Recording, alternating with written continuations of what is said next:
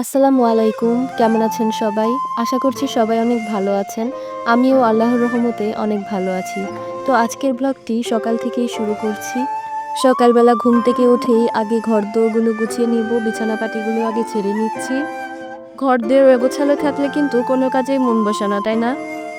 সবারটা জানি না, আমার তো এরকমই মনে হয়।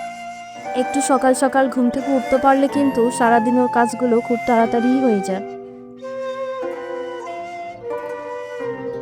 তো এই তো এদিকে ঘরটাও ঝাড়ু দিয়ে নিচ্ছি। ভিডিওটি না টেনে দেখতে থাকুন, আশা করি ভালো লাগবে। তো এই তো এদিকে ভাতটাও বসিয়ে দিয়েছি, ভাতটা অলরেডি বলকও এসে পড়েছে। আমি লাকড়ির চুলায় রান্না করি, টুকটাক হালকা পাতলা ইন্ডাকশনে করি, আর সব ভারী রান্না সব কিছু লাকড়িতেই করি। তো এইদিকে আমি ডিম ভেজে নেব।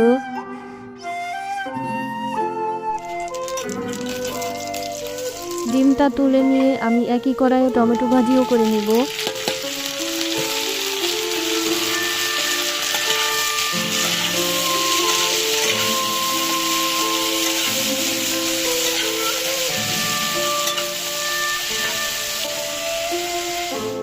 এইদিকে আমি পটল আর আলু কেটে নিয়েছি। ইলিশ মাছ দিয়ে পটল আলু দিয়ে একটা তরকারি রান্না করব ঝোল ঝোল করে। পটল দিয়ে আলু দিয়ে ইলিশ মাছ রান্না করলে কিন্তু দারুণ লাগে, তাই না? আমার তো বেশ ভালো লাগে। আপনারা কে কে এভাবে খেয়েছেন আমাকে কমেন্ট করে জানাবেন।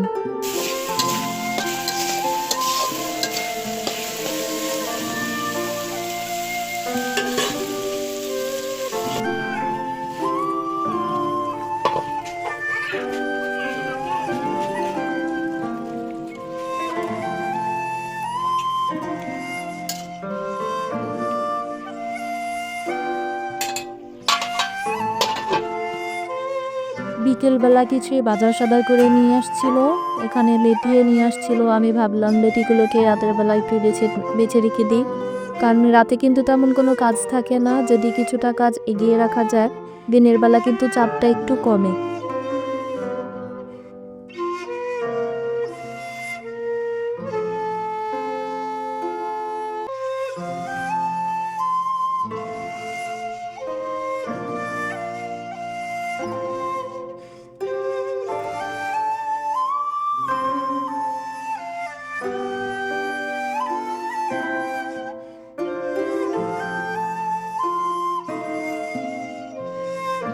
এই তো দেখেন আমি এখানে সবগুলো লতিকে বেছে নিয়েছি। এখন একটা পলি ব্যাগে করে ভরে ফ্রিজে রেখে দিব।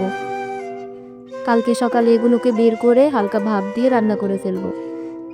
এভাবে যদি দিনের কাজটা কিছুটা রাতে এগিয়ে রাখা যায়, তাহলে কিন্তু দিনের চাপটা অনেকটাই কমে যায়, কাজের প্রেশারটা কম থাকে। আমি প্রায় সময়ই রাতের বেলা এরকম অনেক কিছুই করিয়ে রেখে দিই। তো আজকের ভিডিওটি এই পর্যন্তই। সবাই ভালো থাকবেন, আমাদের জন্য দোয়া করবেন। আল্লাহ হাফেজ।